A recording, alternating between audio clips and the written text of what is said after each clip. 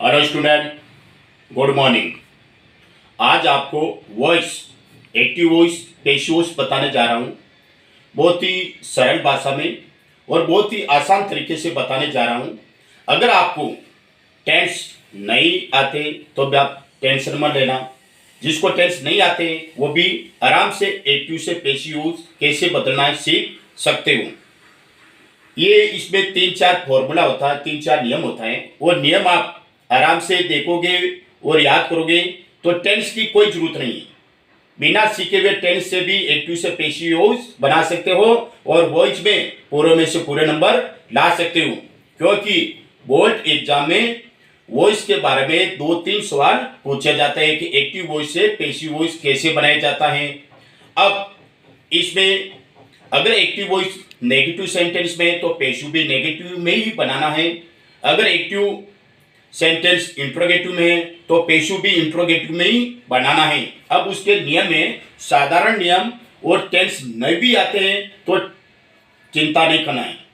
Tense नहीं आते तो भी मैं आपको साधारण प्रयोग से सिखाता जाऊंगा। जिसको टेंस आ रहे वो आराम से सीख जाएगा, जिसको टेंस नहीं आ रहे वो भी आराम से सीख जाएगा। तो अब मैं आपको एक्टिव से पैसिव वॉइस कैसे बनाया जाता है। बोर्ड एग्जाम में ऐसे बहुत सारे सवाल पूछे जाते हैं और स्टूडेंट थोड़ी सी लापरवाही से ये मिस कर देते हैं और इसको खाली छोड़ के आ जाते हैं और उसके नंबर अच्छे नंबर नहीं आते, अच्छे मार्क्स नहीं आते। बस थोड़ा सा ध्यान दीजिए और पूरे में से पूरे एक्टिव से पैसिव में पूरा नंबर ला सकते हो। एक्टिव वॉइस से पैसिव वॉइस बनाने के नियम। सबसे पहले आपको एग्जाम में एक्टिव वॉइस का सेंटेंस देगा तो उसमें आपको पहले पहचानना है कि इसमें क्या पूछा गया है, हेल्पिंग वर्ब कौन सी है, क्या आया है। वो हम पहचानेंगे तो हम आराम से पैसिव वॉइस बना सकते हैं। सबसे पहले हम चेंज करेंगे सब्जेक्ट को ऑब्जेक्ट बनाना और ऑब्जेक्ट को सब्जेक्ट बनाना। सब्जेक्ट को ऑब्जेक्ट और ऑब्जेक्ट को सब्जेक्ट बनाना। उसके बाद में अब सब्जेक्ट को ऑब्जेक्ट परिवर्तन करेंगे तो क्या आएगा और ऑब्जेक्ट को सब्जेक्ट बनाएंगे तो क्या आएगा। तो सब्जेक्ट कैसे चेंज करते हैं वो देखिए। अगर सब्जेक्ट एक्टिव वॉइस में सब्जेक्ट आई है तो मी हो जाएगा, वी है तो अस हो जाएगा, सी है तो हर हो जाएगा, यू है तो यू का यू ही रहेगा, ही है तो हिम हो जाएगा, दे है तो देम हो जाएगा, इट है तो इट का इट ही रहेगा। और ये इंपॉर्टेंट चीज है, अगर एक्टिव वॉइस में कोई नाउन हो तो पैसिव वॉइस बनाते समय वापस नाउन ही आती है। नाउन यानी किसी का नाम, कोई समूह। जैसे एक्टिव वॉइस में कर्ता चिल्ड्रन है तो पैसिव वॉइस में इसको कर्म बनाएंगे तो बाय चिल्ड्रन, चिल्ड्रन ही आएगा। किसी का नाम है राम आ गया, मोहन आ गया तो या गाय आ गई तो पैसिव बनाते समय तो वापस वही लिखेंगे, यानी नाउन को नाउन में ही परिवर्तन करेंगे। अब आ रहा टेंस में परिवर्तन। ये मैंने टेंस में परिवर्तन लिखा है, जबकि इसमें मैं टेंस नहीं बताऊंगा, डायरेक्ट ही आपको बताऊंगा कि एक्टिव वॉइस में आपको क्या मिलेगा तो पैसिव वॉइस बनाते समय आपको क्या करना है। सबसे पहले एक्टिव वॉइस में आपको वर्ब की फर्स्ट फॉर्म मिलेगी या फर्स्ट फॉर्म में एस या ईएस जुड़ा हुआ मिलेगा। फर्स्ट फॉर्म या फर्स्ट फॉर्म एस या जुड़ा हुआ मिलेगा तो पैसिव बनाते समय ईजारम लगा देना और वर्ब की थर्ड फॉर्म का प्रयोग कर देना। पैसिव वॉइस बनाते समय कौन सा भी टेंस में आपको पूछा गया है तो पैसिव वॉइस बनाते समय थर्ड फॉर्म का प्रयोग तो होता ही है। अगर आपको एक्टिव वॉइस में is are am was verb मिलता है तो आप इसको is are am was verb को बोलेंगे बी फॉर्म, यानी आईएनजी वाली फॉर्म होती है। तो इजारम वाजवर मिलता है तो इसमें इजारम वाजवर के बाद में ये बी ई आईएनजी बीइंग जोड़ के थर्ड फॉर्म का प्रयोग कर देंगे। अब इसमें टेंस की कहां जरूरत पड़ी, कोई जरूरत नहीं पड़ रही है, बस ये याद करना है इजारम वाजवर। अगर बच्चे को टेंस आता है तो इजारम का अर्थ है प्रेजेंट कंटीन्यूअस टेंस, वाजवर का अर्थ है पास्ट कंटीन्यूअस टेंस। तो आपको टेंस के लफड़े में नहीं पढ़ना है, आपको यह चीज ध्यान रखना, एक्टिव वॉइस में यह चीज मिले तो पैसिव में यह चेंज कर दीजिए। अब आ रहा, अगर एक्टिव वॉइस में हेज हैव हेड ये आता है तो इसके आगे बी डब्ल्यू एन बीन जोड़ दूं, बी डब्ल्यू एन बीन जुड़ जाएगा, फिर वर्ब की थर्ड फॉर्म चलेगी। अब ये देख लो जिसको टेंस आ रहा है तो हेज हैव यानी प्रेजेंट परफेक्ट टेंस और हेड यानी पास्ट परफेक्ट टेंस हो गया। अब देखो, अब आ रही वर्ब की सेकंड फॉर्म। अगर एक्टिव वॉइस में आपको वर्ब की सेकंड फॉर्म मिले तो उसका अर्थ पास्ट इंडेफिनिट टेंस हो गया। तो वर्ब की सेकंड फॉर्म मिलते ही पेशिव वॉइस बनाते इसमें वाज वर्ब का प्रयोग करेंगे और वर्ब की तीसरी फॉर्म का प्रयोग करते ही है। पेशिव में तीसरी फॉर्म तो आती है। अब आ रहा है सेल और विल।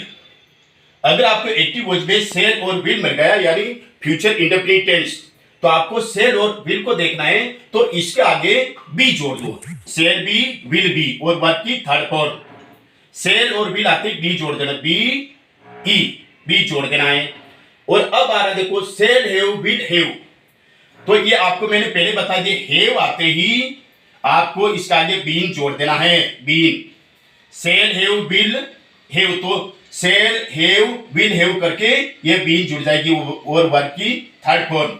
अब आपको ये एक चीज ये भी बता देता हूं कि टेंस 12 होते हैं, 12 में से 8 टेंस के ही पेशिव वॉइस बनते हैं, 4 टेंस के पेशिव वॉइस नहीं बनते हैं। अब आ रहे हैं फ्यूचर इंडेफिनिट में आपको ध्यान देना पड़ेगा कि फ्यूचर इंडेफिनिट यानी आई और बी होता है तो उसके साथ सेल का प्रयोग करेंगे और आई और बी को छोड़ के दूसरा सब्जेक्ट आता है, यू वी दे, किसी का नाम हो नाउन हो तो विल का प्रयोग होगा। ये मैंने यहाँ पोस्ट में इसलिए बताए हैं क्योंकि केवल सेल का प्रयोग आई और बी के साथ ही होता है। आगे समझ में। अब आपको मैं सूत्र बताता हूं कि हम इसकी रचना कैसे करेंगे, एक्टिव से पेशिव वॉइस कैसे बनाएंगे। तो सबसे पहले सब्जेक्ट लेना है। सब्जेक्ट कौन सा, जो हम ऑब्जेक्ट को सब्जेक्ट बनाएंगे वो सब्जेक्ट काम आएगा। उसके बाद में हेल्पिंग वर्ब, हेल्पिंग वर्ब ये नेम बता दिया है, एक्टिव में ये हो तो पेशिव में ये बना देंगे। मेन वर्ब, मेन वर्ब आंख मीच के थर्ड फॉर्म लगा दो। पेशिव वॉइस बनाते समय थर्ड फॉर्म का ही प्रयोग होता है। और थर्ड फॉर्म के बाद में बाई का प्रयोग होता है। बाई के बाद में ऑब्जेक्ट, ये ऑब्जेक्ट यानी सब्जेक्ट को हम चेंज करने वाला ये ऑब्जेक्ट हो गया। आ गया सूत्र समझ में। अब आ रहा है तीसरा चीज, ये ध्यान देना है कि सब्जेक्ट को ऑब्जेक्ट बनाने के पहले, सब्जेक्ट को ऑब्जेक्ट बनाने के पहले बाई का प्रयोग करेंगे और फिर हम सब्जेक्ट को ऑब्जेक्ट लिखेंगे, यानी ऑब्जेक्ट के पहले बाई का प्रयोग हम कर देंगे। ये सिंपल 4 नियम है। अगर ये 4 नियम समझ में आ गए हैं तो ऐसा कोई भी लड़का एक्टिव वॉइस पेशिव वॉइस में कभी फेल नहीं रहेगा, अच्छे में से अच्छे नंबर लाएगा। अब मैं आपको एग्जांपल बताने जा रहा हूं जो हमने पढ़ा है। आप इसको आराम से 1-2 में बताऊंगा, फिर आप इसको स्पीड से कर देना, पेशिव वॉइस बना देना। कैसे, जैसे अनु राइट्स ए लेटर। अब आपको ये एक्टिव में दे दिया है, इसका पेशिव बनाना है। आपके बोर्ड एग्जाम में ये आ गया कि इसका पेशिव बनाओ। आप कैसे बनाओगे, तो आप इसको पढ़ा है, पढ़ने के बाद भी यहाँ पर देखना है। वर्ब की फर्स्ट फॉर्म में एस या एस जुड़ा हुआ है तो वर्ब की फर्स्ट फॉर्म आती है, या एस या एस जुड़ा हुआ होता है तो इसमें हम ये वर्ब की फर्स्ट फॉर्म है तो इजारम करके थर्ड फॉर्म कर देंगे। बस इसका पेशिव बना दो। अब क्या करेंगे, ऑब्जेक्ट को सब्जेक्ट बनाना। पहले ये ऑब्जेक्ट होता है, ये ऑब्जेक्ट और ये हमारा सब्जेक्ट है और ये वर्ब है। तो पीछे का हिस्सा आगे लाओ तो ऑब्जेक्ट को सब्जेक्ट बनाएंगे तो ए लेटर। अब वर्ब की फर्स्ट फॉर्म में ये तो पेशिव बना समय ईजारम हो जाएगा। अब ए लेटर यानी सिंगुलर है तो ईज आ जाएगा, ए लेटर ईज। अब वर्ब की थर्ड फॉर्म क्या काम हो रहा है देखना, तो इसमें राइट से एस जुड़ा है तो हम थर्ड फॉर्म लगाएंगे रिटर्न। अब थर्ड फॉर्म के बाद में मैंने क्या बताया, थर्ड फॉर्म के बाद में बाई का प्रयोग और फिर ऑब्जेक्ट लगाओ। ऑब्जेक्ट यानी सब्जेक्ट को ऑब्जेक्ट बनाएंगे। अब हमारा सब्जेक्ट कौन सा, ये देखो यहाँ पर अनु है, किसी का नाम है यानी नाउन है, तो किसी का नाम आता है तो नाम का नाम ही आएगा, सब्जेक्ट का ऑब्जेक्ट वापस अनु ही होगा। A letter is written by Anu, ये हमारा पेशिव हो गया। पूरे में से पूरे नंबर डाल सकते हो। थोड़ा सा आपको ध्यान देना है। अब इसमें ये अच्छी तरह वाक्य देखना है क्योंकि एग्जाम में अगर 8वीं तक एग्जाम होते हैं तो उसमें नॉर्मल एक्टिव से पेशिव वॉइस के सेंटेंस पूछे जाते हैं।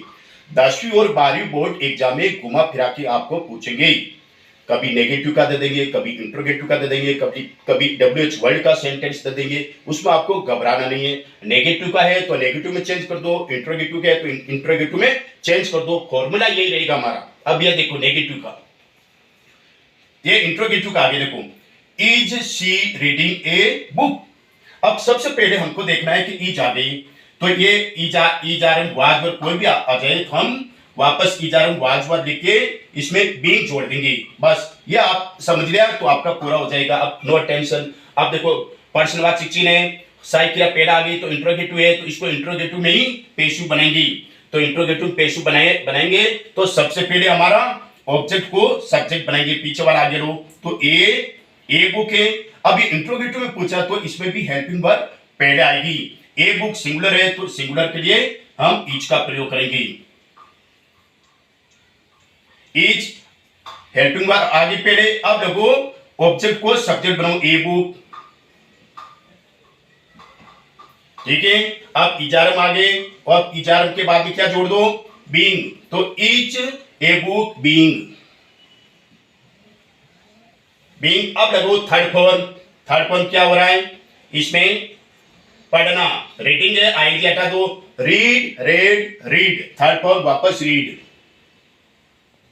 अब थर्ड फॉर्म के बाद में बाय का प्रयोग। अब इसमें देखो, अब कर्ता को कर्म बनाओ। कर्ता क्या इसमें, सी, तो सी कर्ता है तो सी का हर हो जाएगा। और प्रश्नवाचक चिन्ह ये आपको थोड़ा ध्यान देना है। हमने कुछ भी नहीं किया, सिर्फ इसमें हमको ये नियम के अनुसार चला और हमारा वाक्य राइट हो गया। क्योंकि ये इंट्रोगेटिव में तो इसको भी इंट्रोगेटिव में हम बनाएंगे। तो each a book being read by हर, क्या एक पुस्तक उसके द्वारा पढ़ी जा रही है, प्रेजेंट कंटिन्यू टेंस।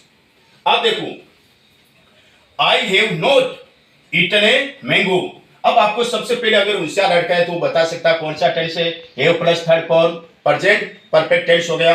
अगर आपको टेंस भी नहीं आता है तो छोड़ो, आपको क्या देखना है, have, has have head, has have head आते तो हम बीन जोड़ देंगे। बस ये बीन का ध्यान रखो, ठीक है। अब नोट है कोई बात नहीं, नोट है तो नेगेटिव कर देंगे। अब इसमें देखो, अब बीन भी लड़के अधिकतर उसको आ रहा फॉर्मूला, पर बीन कहां लगाएंगे वो स्टूडेंट गलती कर देते हैं। तो इसमें देखो हैव नोट है तो हैव नोट ये दोनों साथ आएगा, उसके बाद में बीन आएगा।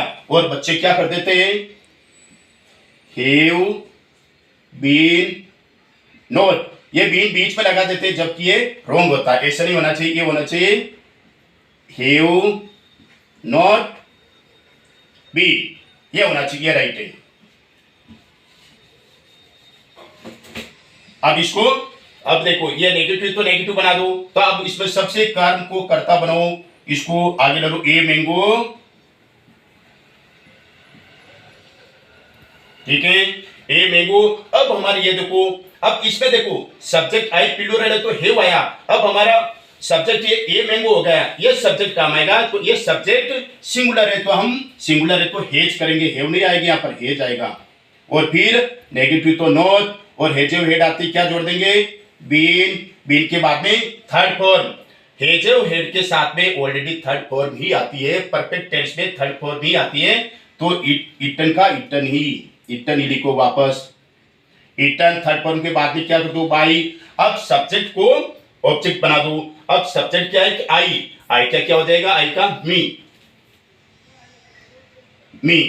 तो दोस्तों स्टूडेंट, आपको मैंने 3-4 एग्जाम्पल बता दिए, आप घर पर अच्छी तरह तैयारी कीजिए, फॉर्मूला याद कीजिए। मैं आपको वादे के साथ कहता हूं, कोई भी एक्टिव पैसिव वॉइस में कोई स्टूडेंट फेल नहीं रहेगा, पूरे में से पूरे नंबर आने चाहिए। सिर्फ 1 घंटे आप मेहनत कर लो, आपका पूरे में से पूरे नंबर आएगा एक्टिव और पैसिव वॉइस में।